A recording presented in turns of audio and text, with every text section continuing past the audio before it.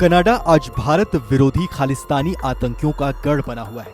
सबसे हैरान कर देने वाली बात यह है कि कनाडा की सरकार भारत की अखंडता पर हमला करने वाले खालिस्तानी आतंकियों का साथ दे रही है। लेकिन इस बीच आज आपको ये भी जानने की जरूरत है कि आखिर खालिस्तान का असल मसला क्या है, खालिस्तानी समर्थक उपद्रवी आखिर चाहते क्या हैं और इसकी शुरुआत कब और कैसे हुई। आजादी के बाद से ही पंजाब को लेकर अलग अलग मांग उठते रहे हैं। 1947 में जब भारत को आजादी मिली और पाकिस्तान बना तो पंजाब प्रांत भी दो हिस्सों में बंट गया, जिसका एक बड़ा हिस्सा पाकिस्तान में चला गया तो वहीं एक दूसरा हिस्सा भारत में था। लाहौर जो कभी सिख साम्राज्य की राजधानी था वो पाकिस्तान में चला गया था। ऐसे में बंटवारे के बाद पंजाब प्रांत के भी राजनीतिक और सांस्कृतिक तौर पर दो टुकड़े हो गए। आजादी के बाद आज के पंजाब और हरियाणा जो एक राज्य थे, धीरे धीरे भाषा के आधार पर सिखों ने अपने लिए एक अलग राज्य की मांग शुरू कर दी। सिखों के इस मांग का नेतृत्व करने के लिए राजनीतिक पार्टी अकाली दल का निर्माण हुआ, जिसने सिखों के लिए अलग राज्य की मांग को केंद्र सरकार तक पहुंचाने का काम किया। इस मांग को लेकर आजादी के 19 साल तक संघर्ष चले और 1966 में पंजाब को एक अलग राज्य का दर्जा मिला। वहीं पंजाब से अलग होकर हरियाणा एक दूसरा राज्य बना और चंडीगढ़ को यूनियन टेरिटरी का दर्जा दिया गया।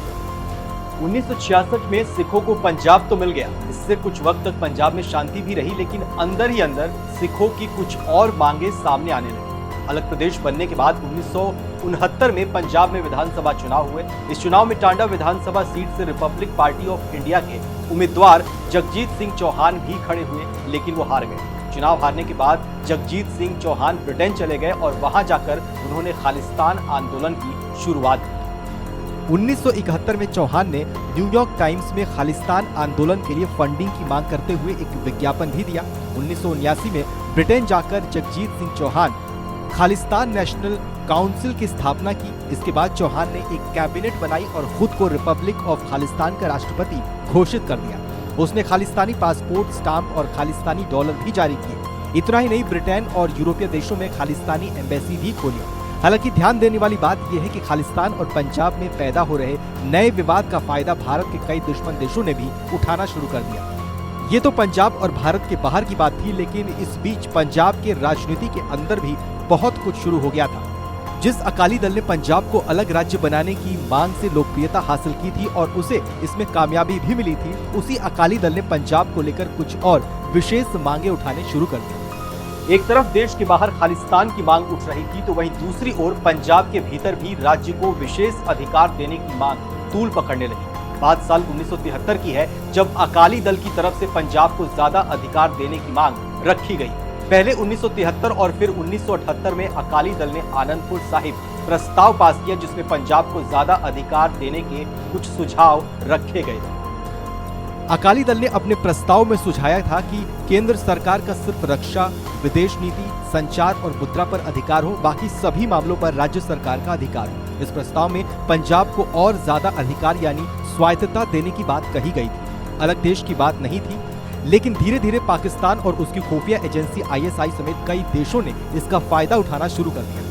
साल 2007 में गुरपतवंत सिंह पन्नू ने सिख फॉर जस्टिस नाम का संगठन बनाया था। दावा किया गया कि यह संगठन 1984 के दंगों के पीड़ितों के लिए न्याय की मांग करने के लिए बनाया गया है, लेकिन पन्नू अपनी इस संस्था के माध्यम से भारत के खिलाफ जहर उगलने लगा और उसे पाकिस्तान की ISI और दूसरे देशों से फंडिंग और समर्थन मिलने शुरू हो गए, जिसके बाद साल 2019 में भारत सरकार ने पन्नू के संगठन को प्रतिबंधित कर दिया।